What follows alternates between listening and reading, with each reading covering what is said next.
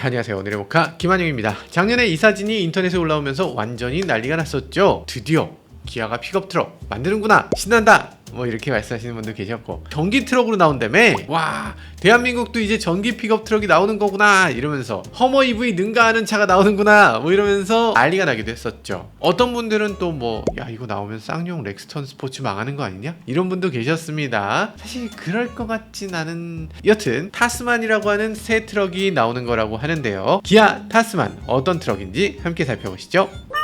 여기 나오는 기아 픽업 트럭, 아시겠지만 전면부는 모하비의 전면부를 상당 부분 그대로 이용한 트럭입니다. 크게 바꾸지 않았어요. 근데 뒷부분은 이렇게 트럭으로 썩둑 잘라놓은 것 같아서 어쨌든 다양한 용도로 활용 가능한 자동차로 보입니다. 근데 좀 이거 너무 썩둑 아니냐 이거 좀 너무 그냥 잘라낸 것 같이 생겼는데 좀 이상하다 이렇게 생각할 수도 있을 것 같아요. 모하비라는 자동차가 원래도 이렇게 각진차잖아요. 날렵한 이미지에서 갑자기 턱 잘라내면 좀 이상할 수도 있는데, 각이 턱턱턱 져 있는데 이렇게 되니까 뭐 나름 잘 어울리는 것 같습니다. 이런 차 아시겠지만 현대가 먼저죠. 현대가 투싼을 미국의 트럭으로 내놓으면서 산타크루즈란 이름으로 내놨잖아요. 그거 지난번에 저희가 시승하기도 했는데 영상 한번 보시면 돼요. 그 산타크루즈 같은 경우는 앞은 굉장히 유선형이고 날렵합니다. 근데 뒤는 트럭이니까, 그러니까 이게 앞뒤가 너무 달라요. 게다가 트럭인데 여성적인 느낌을 갖고 있으니까 이게 인기가 좀 적거든요. 날렵하면 왜 인기 없냐고? 기본적으로 이 트럭이라는 거를 타는 사람들이 대충 정해져 있습니다. 모든 사람이 트럭을 타는 게 아니에요. 저 같은 사람도 갑자기 트럭 타라 그러면 저희는 못 탈 것 같아요. 근데 이런 트럭 타는 사람들은 약간 좀 성향이 강해. 기본적으로 터프한 사람들이야. 예를 들어서 미국에서 가장 잘 팔리는 트럭은 이런 차입니다. 포드 F150. 앞부분이 이렇게 생겼어요. 근데 산타크루즈는 이렇게 생겼습니다. 미국에서의 트럭은 남자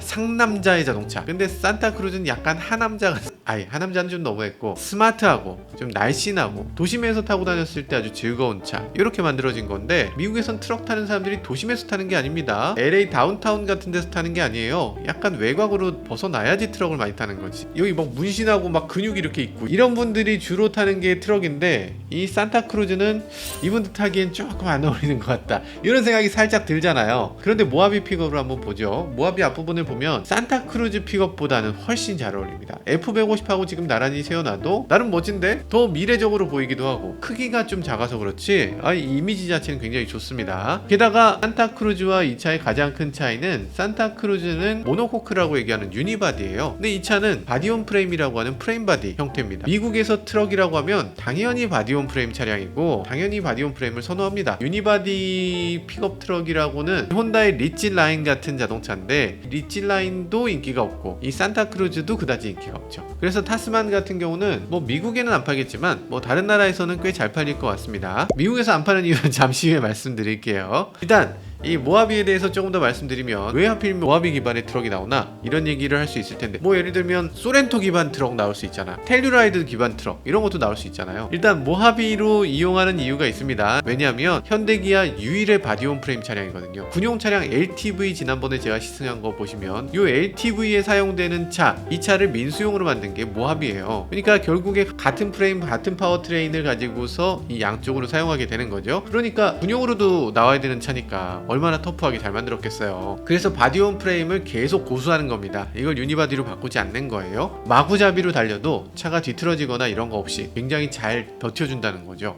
일단 바디온 프레임 차량에는 큰 특징이 하나 있습니다. 바디온 프레임이 어떤 건지 아시죠? 이 프레임에다가 파워트레인 얹습니다. 서스펜션 얹고 뭐 다 얹어요. 그러니까 이 프레임에다가 어지간한 걸 다 붙여서 이 셰시를 만든 다음에 그 위에다가 바디를 이렇게 얹는 거예요. 뚜껑처럼 바디를 프레임 위에다 얹는다 해서 바디온 프레임이라고 합니다. 프레임 바디라고 우리가 흔히 얘기하는 거, 프레임 바디라고 얘기하면 프레임 바디라고 생각하시는데 그게 아니고 프레임과 바디예요. 바디를 위에다 얹는다고 했잖아요. 그러니까 바디를 그럼 다른 바디를 만들어서 얹으면 되겠네 라는 거죠. SUV 바디를 얹으면 SUV가 되고, 군용 LTV 바디를 얹으면 군용차가 되고, 여기에 픽업 트럭을 얹으면 픽업 트럭이 바로 되는 거죠. 형태를 마음대로 바꿀 수 있습니다. 길이도 마음대로 늘렸다 줄였다 할 수 있어요. 굉장히 쉽게 바꿀 수 있는 게 바디온 프레임입니다.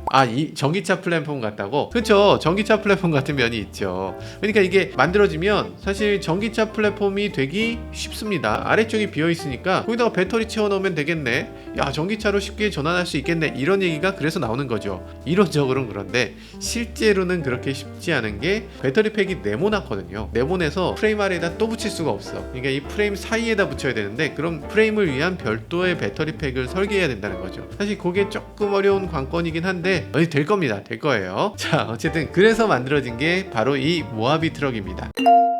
사실 기아가 픽업 트럭이 마지막으로 나왔던 게 브리사 픽업 트럭일 거예요. 브리사 픽업 이후로 한 번도 픽업이 안 나왔는데 언제적 브리사냐. 봉고 트럭이 있긴 하지만 그건 좀 픽업 트럭이라기에는 좀 험하잖아. 게다가 봉고 트럭은 이제 포터도 그렇고 봉고도 그렇고 더 이상 디젤로는 안 됩니다. 그리고 내후년부터는 안전 규정 때문에 생산도 못하게 될 거예요. 그러다 보니까 많은 분들이 새로운 픽업 트럭이 어쨌든 나와야 된다, 어쨌든 필요하다, 이런 얘기가 있는 것 같고요. 그래서 기대감도 커지는 것 같습니다. 기아에서도 이번에 어쩔 수 없이 봉고 못 내놓게 되면 픽업 트럭이 나오긴 나와야 되는데, 이걸로 한번 해보자, 이것도 한번 제대로 만들어 보자 라는 차원에서 모하비 트럭도 내놓는 것 같습니다.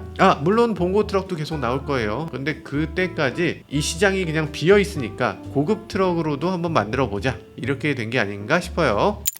지금 모하비 차체를 가지고 테스트하고 이 전면 디자인도 모하비고, 그러면 이 차가 모하비 픽업이 될 거 아니냐, 이렇게 예상하시는 분들도 계셨는데요. 그런데 이번에는 완전히 새로운 이름을 붙였다고 합니다. 그래서 이름은 타스만이라고 하네요. 자, 그럼 타스만 이름 뜻은 뭐냐? 네덜란드 출신 탐험가 이름에서 따왔다고 해요. 아벨 타스만이라는 분이 있다고 하는데, 이분 아시겠지만 뉴질랜드를 처음으로 발견한 분이 아벨 타스만입니다.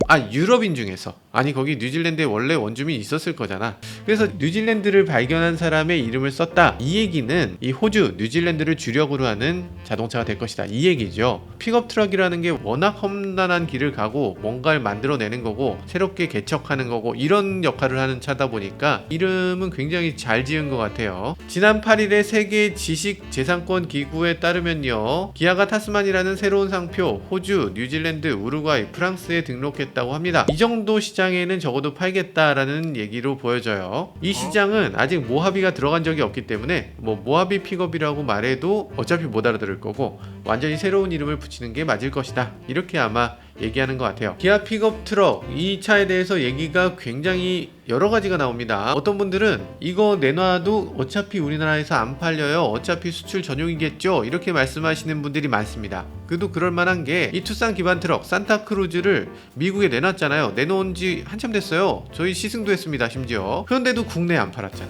국내에 안 팔았으니까 이것도 안 팔겠네, 그러실 수 있는데, 산타크루즈를 국내에 안 판 건 이유가 있어요. 왜냐면 지난번에 미국 트럼프 대통령이 한미 FTA를 손봤습니다. FTA 맺어놓고서 그걸 갑자기 들어엎어? 그때 들어엎으면서 별다른 걸 하지도 않았어요. 뭐야 이거 별로 바뀌지도 않은 것 같고 굳이 우리 피해는 미미하네, 이러면서 그 효과는 미미했다, 이런 기사들이 많이 나왔습니다. 그런데 실제로 어떻게 조정했느냐, 자잘한 항목들이 있지만 그 중에 가장 중요한 게 픽업 트럭을 20년간 2041년까지 25% 관세를 매기도록 이렇게 연장을 했어요. 25% 관세면 어떤 숫자냐면 아예 수출을 하지 말아라 라는 숫자입니다. 실제로 자동차의 마진이라는 건 10% 20%밖에 안 되거든요. 그러니까 25% 관세를 더 매기면 이건 아예 수출 못하는 겁니다. 근데 그 직전에 현대차의 자동차 생산 계획이 있었습니다. 계획은 한국에서 산타크루즈를 생산하고 투싼도 생산하고 그걸 미국에 수출할 계획이었죠. 근데 갑작스럽게 이 관세가 생기니까 어쩔 수 없이 산타크루즈 생산 공장을 미국으로 옮기게 됐어요. 산타크루즈 그게 몇 대나 팔리겠어요? 별로 걱정 안 되겠네요, 이렇게 생각할 수 있는데 그렇지 않습니다. 왜냐하면 산타크루즈는 반드시 투싼하고 생산 라인을 겹쳐야지만 생산할 수 있어요. 투싼에 있는 부품을 공유하기 때문에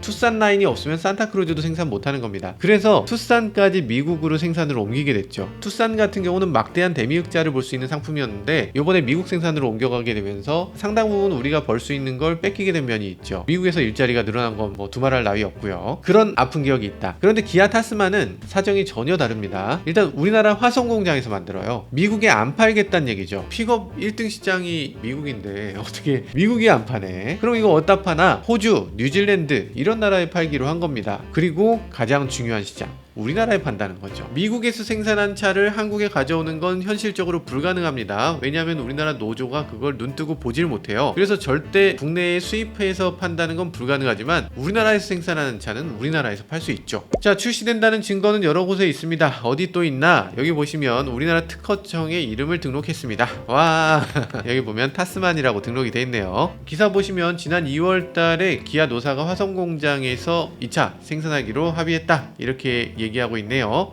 야, 곰방 나오겠네 생각하신다면 그렇지는 않습니다. 내년에 나온다고 합니다. 이거 좀 땡겨서 올해 나오면 참 좋겠는데. 자, 그래서 어떤 파워트레인이 들어갈 것이냐 궁금하시죠? 지금 여기 기사를 봐도 그렇고 많은 분들이 2.2L 디젤이 기본으로 들어갈 것이다, 이렇게 예상하고 계세요. 8단 습식 DCT를 장착해서 여기다가 최고 출력 194마력을 낸다, 토크는 45kgm를 낸다. 좀 부족할 것 같은데. 픽업 트럭이라면 좀 넉넉하고 좀 풍족한 느낌이 들어야 되지 않나? 이 차는 모하비 픽업이잖아요. 모하비에다가 뒤에다 짐을 더 실른다. 그럼 당연히 모하비 엔진보다 더 좋은 엔진을 넣어야죠.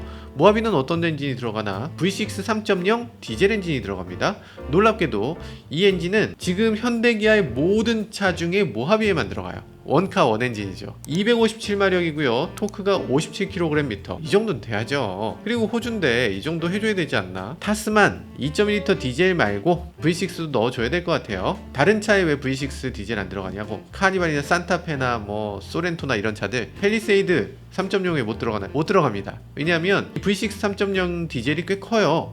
V6 3.0도 큰데 그 변속기가 커요. 토크를 받아줄 수 있는 변속기는 어마어마하게 크기 때문에 가로형으로는 못 만들고요. 세로형으로 만들어야 되는데 세로형인 자동차가 지금 모하비밖에 없어요. 그러니까 지금 현대기아가 만들고 있는 모든 SUV 중에 후륜구동인 차는 제네시스 GV80, 제네시스 GV70, 모하비, 이렇게 세 가지밖에 없습니다. 그런데 걱정되는 게 있습니다. 최근 들어서 디젤 엔진 인기가 점점 사그라들고 있죠. 그래서 디젤 엔진을 여기다 장착하는 게 답인가? 가솔린 안 되나? 뭐 이런 얘기가 당연히 나올 것 같아요. 이왕 가솔린 할 거면 저라면 하이브리드가 딱일 것 같아요. 카니발도 이제 곧 하이브리드 가솔린 엔진이 나오죠. 230마력 조금 부족한 느낌이 있는데 얼마 전에 제가 현대차 사장님하고 직접 인터뷰한 거 보시면요, 현대가 2.5L 가솔린 터보 하이브리드를 곧 공개한다고 하거든요. 2.5L 하이브리드 요게 들어간다고 하면 350마력 정도, 이 정도 된다니까 와, 이건 딱이네요.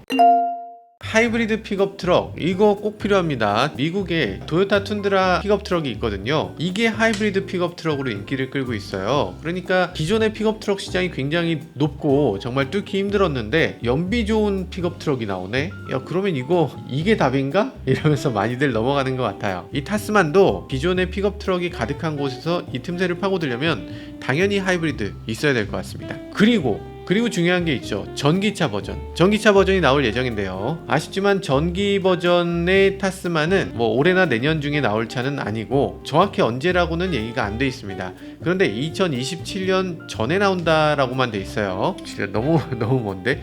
2027년 전이니까 26년도 될 수 있고 25년도 될 수 있고 24년 그건 아닌가? 아무튼 한참 전에 나왔으면 좋겠습니다. 그냥 그때 나올 거다 이렇게 얘기된 건 아니고요. 자료를 보면 작년 3월 기아 인베스터 데이를 했는데 그때 기아가 직접 발표한 게 2027년 이전이다, 이렇게 발표를 했어요. 지금 미국에서 보면 전기 픽업 트럭이 상당한 인기입니다.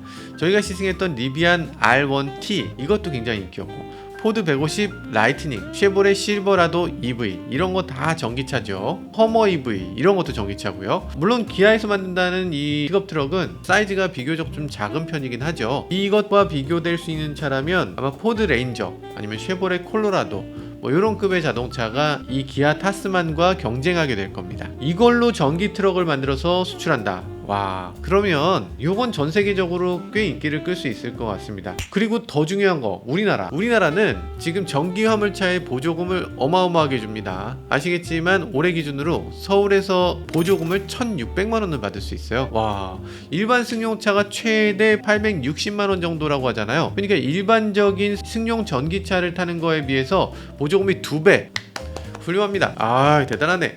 이 정도면은 전기 픽업 트럭 무조건 내놔야지. 무조건 내놓고 무조건 보조금 만땅으로 딱 받아야죠. 기아 타스만 전기 픽업 트럭 빨리 국내에 출시해 주시길 기대하겠습니다. 왜냐면 이거 내년에는 보조금이 또 줄어들어요.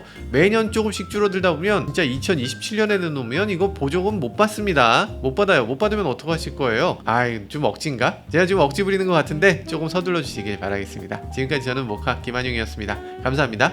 전기 픽업이면 살 거죠? 사요? 살 정도. 하이브리드 픽업 트럭이라도 괜찮을 것 같아요? 살 것 같진 않아요? 아, 그런가.